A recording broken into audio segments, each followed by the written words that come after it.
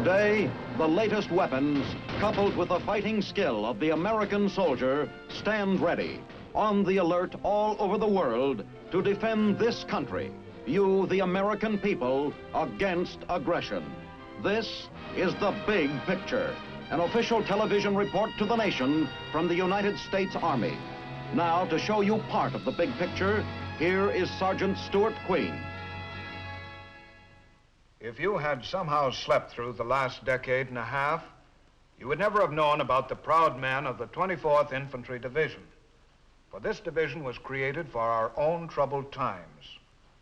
But in its brief history, it has written an heroic record which assures it a place of glory in the military annals of this nation. The 24th Division was formed out of the old Hawaiian Division shortly before Pearl Harbor. And it fought bravely in many of the decisive battles in the Southwest Pacific that followed. With victory, it went on occupation duty in Japan. When war came again, the men of the 24th were the first Americans to reach the bitter and tragic soil of Korea. This is the story of their magnificent performance there. On a hilltop 30 miles south of Seoul, overlooking the ancient valley town of Osan, Korea, a monument to the recent past is dedicated.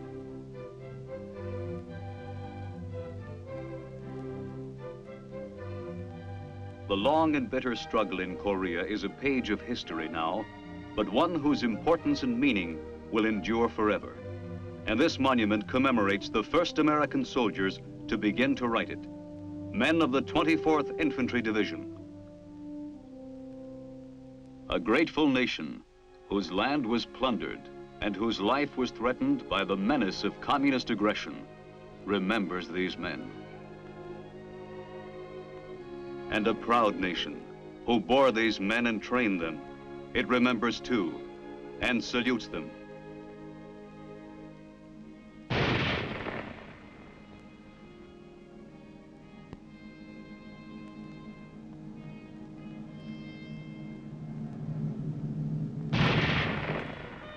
They were the first. They fought bravely and long. This is the story of the war they fought.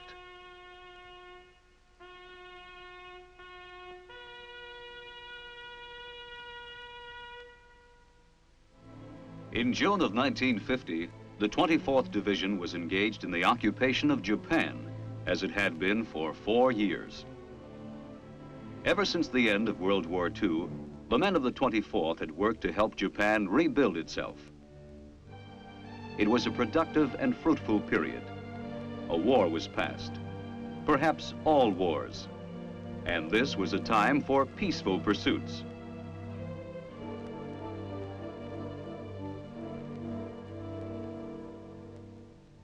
But hope for peace was already dying as 1950's summer bloomed. North of the 38th parallel in Korea, communism was readying its timetable for aggression, and a massive array of men and weapons stood poised to strike.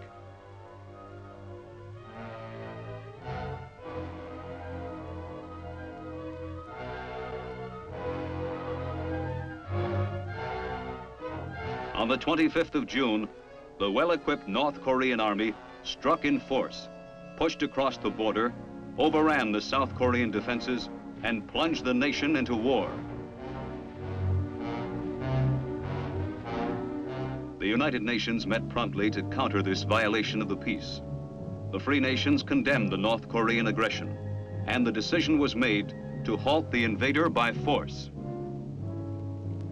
As the invader continued his sweep south despite American air and naval action, it became obvious that ground troops would be needed, and the 24th Division was alerted.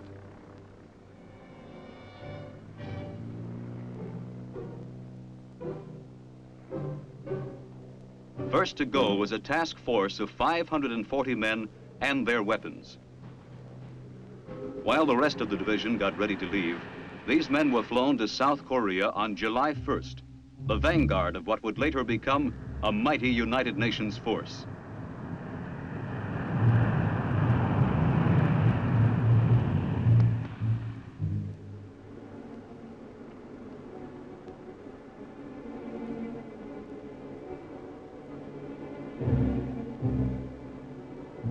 Their orders were simply this: move north, stop them where you find them.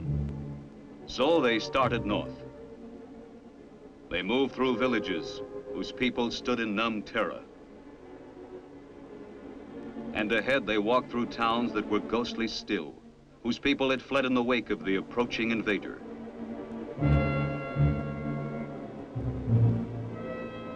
And finally at Osan, with the enemy only a few hours ahead and coming fast, they made their stand.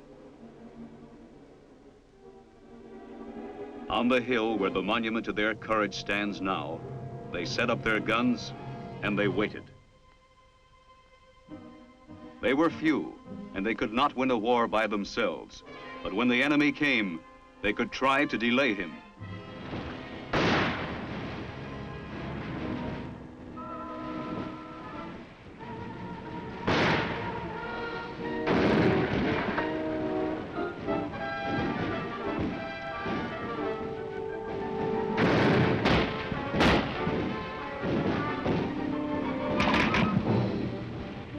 For 2 days on the high ground and the low, they held the enemy back. 2 precious days. The cost was high, very high.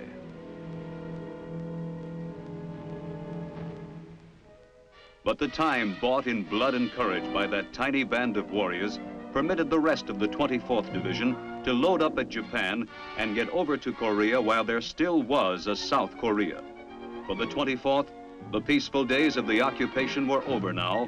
Everything it had, every man, every weapon, every vehicle had a new job. The division's regiments and battalions loaded at record speed from 5 ports along the coast of Kyushu.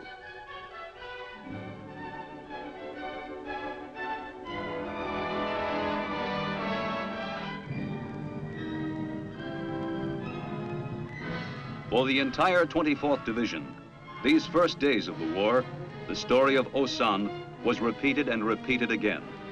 Facing a powerfully equipped enemy, their mission was to fight for time until more help could come and then withdraw. On July 12th, they drew back to the Kum River line and dug in there to defend the city of Taejon.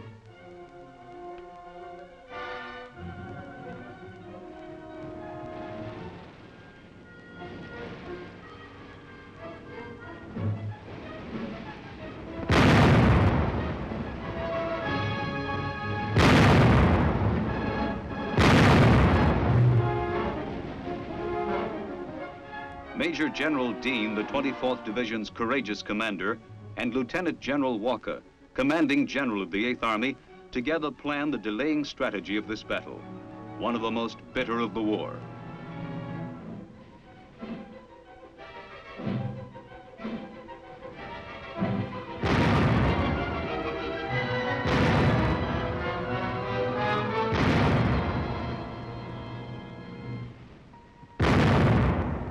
They were still fighting alone, and they put everything they had into it and bought a few more days of crucial time.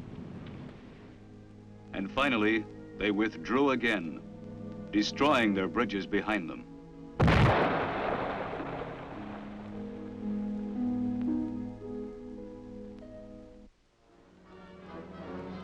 Help was on the way.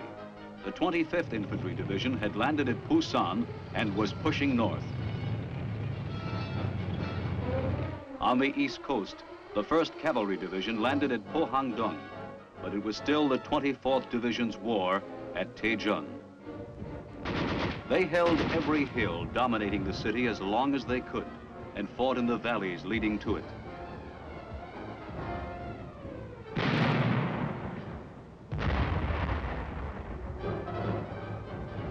And finally, they withdrew to the city itself, Taejon, a name that will live in the record of the 24th Division as long as the division itself shall live.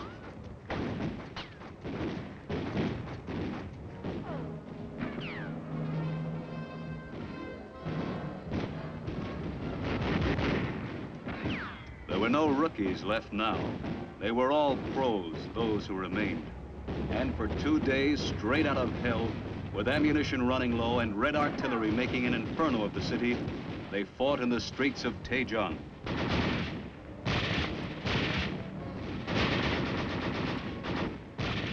General Dean was everywhere in those raging streets, giving heart to his tired men, fighting beside them.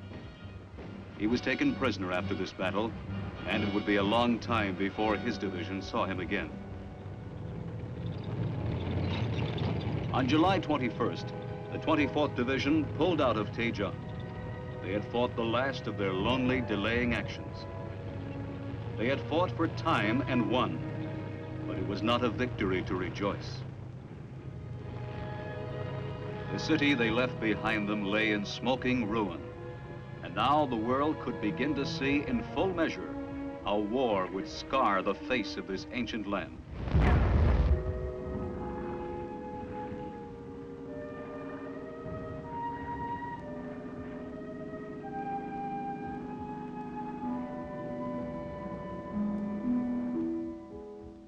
They withdrew.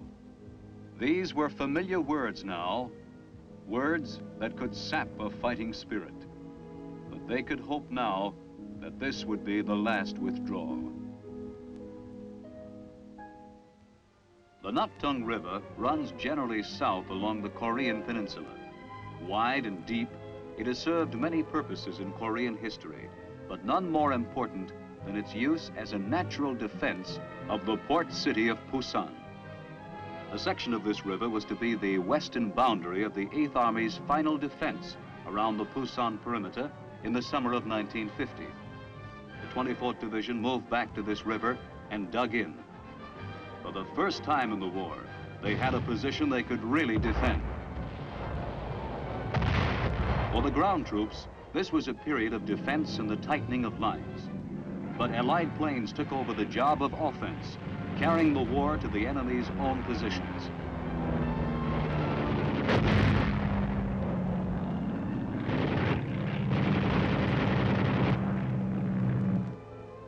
During the first weeks of August, the perimeter line was assaulted again and again by the enemy, who had boasted he would push the UN forces into the sea. But the line held. At Yongsan, at Changyong, at Masan in the 24th Division sector, units of the 24th repelled constant enemy attacks, while behind them, the port of Pusan filled with the troops and equipment and weapons which would turn the tide of war. By the middle of August, the line was secure.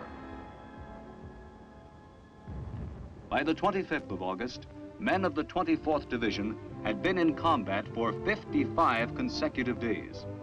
Now, relieved for a while by the newly arrived 2nd Division, they rested. These were the rewards of their battle, and they were very great ones, the simple luxuries of life itself.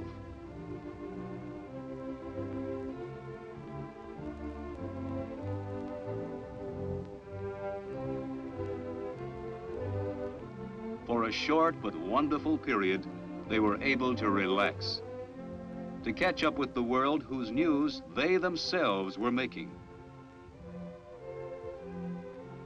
and to fortify themselves for whatever lay ahead.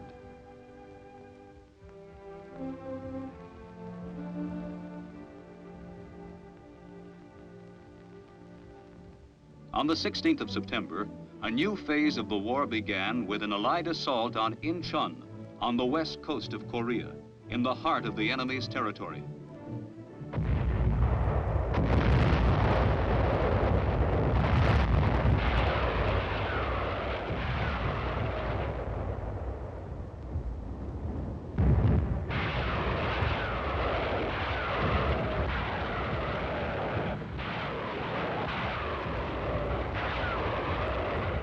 General MacArthur, commander of the United Nations forces, himself directed the invasion of this port by the U.S. 10th Corps. Troops of the 1st Marine and 7th Infantry Divisions stormed ashore and rushed forward toward the capital city of Seoul.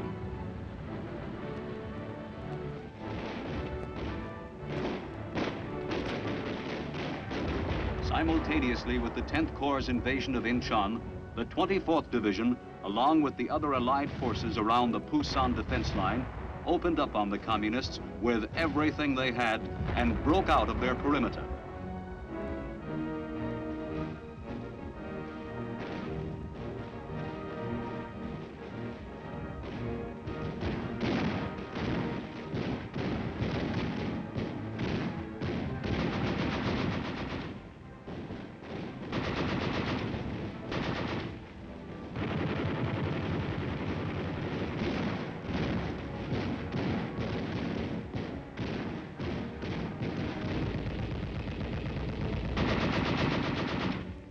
enemy resistance was heavy, and it left its mark.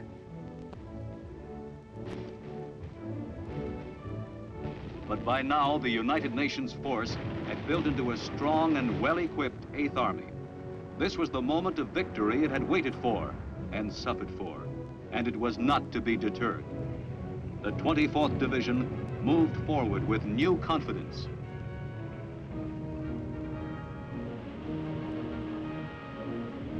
Units of the 24th, doing what they had kept the enemy from doing for so long, crossed the Naktung River every way they could on September 19th.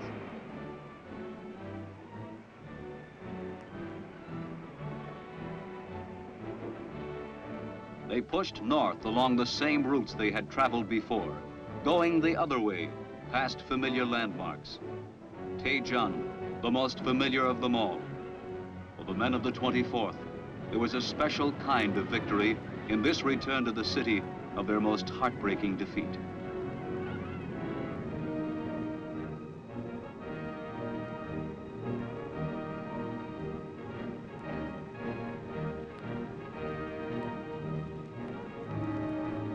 The long road back was paved with victory, but it was also scarred with memories.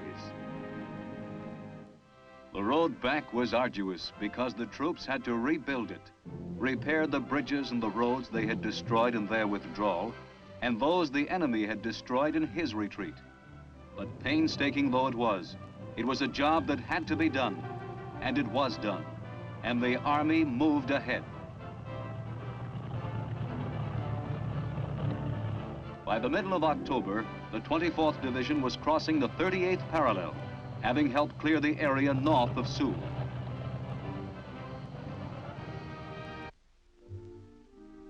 By the latter part of November 1950, the division had pushed along the entire west coast of North Korea. Elements of the 24th had come to within a scant 17 miles of the Yalu River, the northernmost boundary of Korea, separating it from Red China's Manchuria.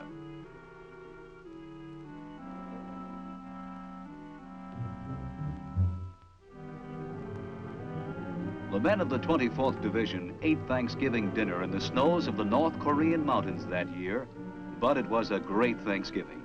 Victory lay just within grasp, and the hope for a Christmas at peace was more real than the biting cold of the enemy's land. But across the Yalu, in the vastness of Manchuria, lay poised a new enemy, two powerfully equipped field armies of Communist China. In late November, the new enemy struck with the full force of its might, and a new battle was joined.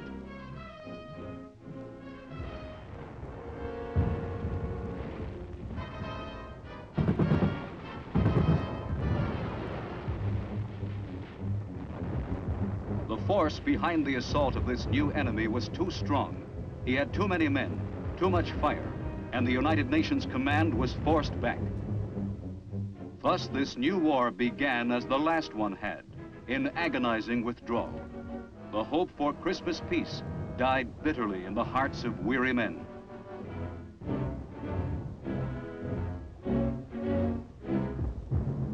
The 24th Division left behind it a scorched earth in its withdrawal. If you can't take it with you, the motto went, burn it.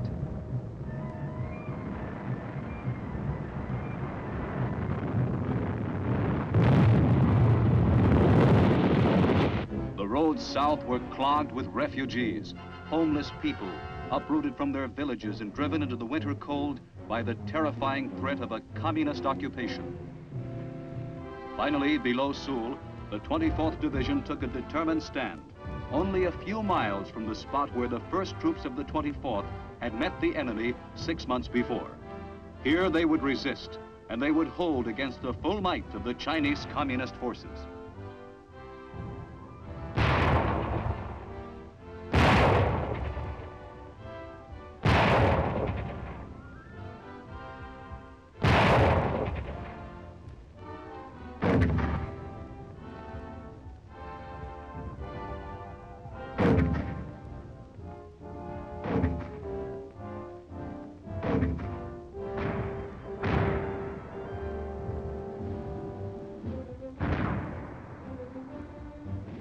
January 1951, the tide turned once more, and the 8th Army began moving forward again, slowly this time and painfully, fighting hard for every mile of ground against powerful communist resistance.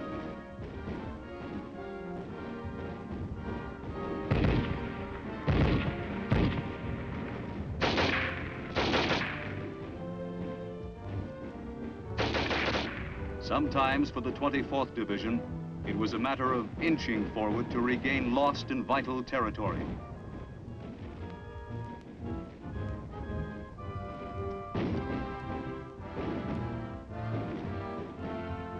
By mid-March, United Nations troops were able to re-enter Seoul, the beleaguered capital city of this ravaged nation.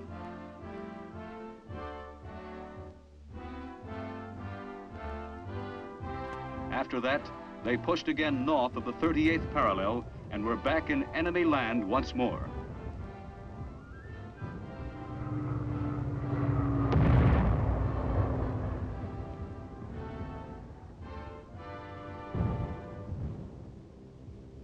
In July of 1951, while the 8th Army held positions which could not be penetrated, the enemy took up a Russian proposal to meet with the United Nations forces to arrange a ceasefire.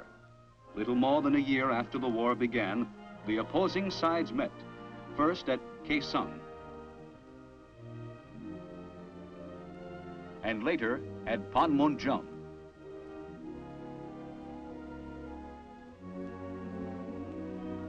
The attention of the entire world was focused on this remote stretch of Korean land, marked as a neutral area in the midst of war by balloons that flew above it for almost 2 years.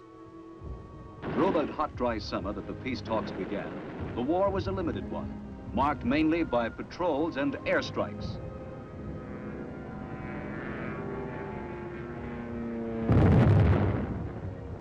Near the end of August, the 24th Division moved into reserve, and for a month, life was one of relaxation.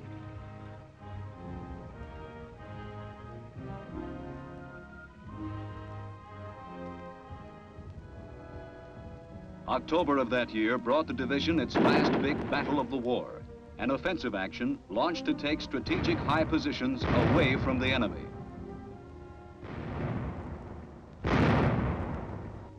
Less than 3 months later, the 24th Division moved to Japan, where it took over the security guard of that nation and underwent rugged training for a year and a half.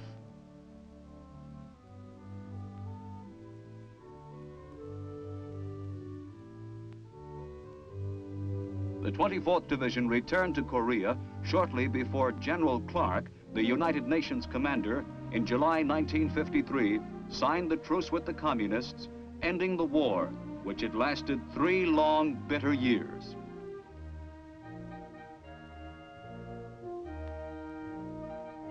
With peace came Operation Big Switch, the exchange of prisoners both sides had lost.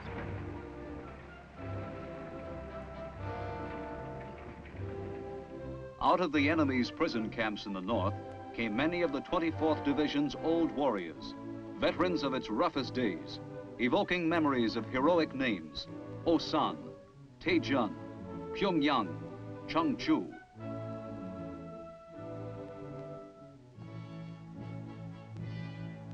And there was none whose return evoked stronger memories than General Dean, the 24th's commander, who had been captured at Taejun. The 24th Division was charged with the mission of sending back to communist land some of the hardcore defiant Red prisoners the United Nations forces had captured.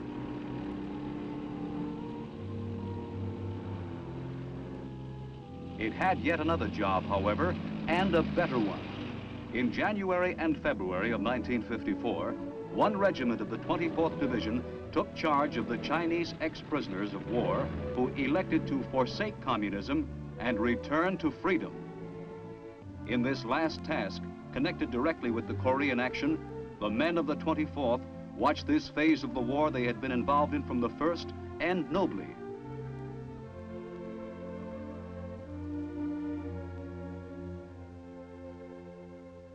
the proud colors of the 24th Infantry Division marched in Korea for the last time in November 1954.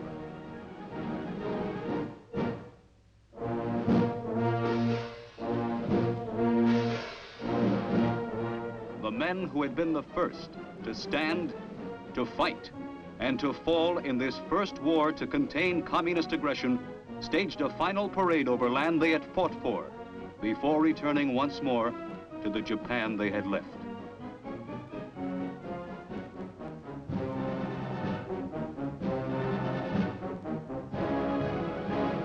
It was a solemn goodbye to a nation whose fate had been bound up with its own in days of deep trouble, and in a sense, is bound to it still. For the heroic record of the 24th Division at midpoint in the 20th century, when free men acted on their knowledge that strength and courage are the only deterrents to aggression, is written indelibly over the face of the ancient land of Korea.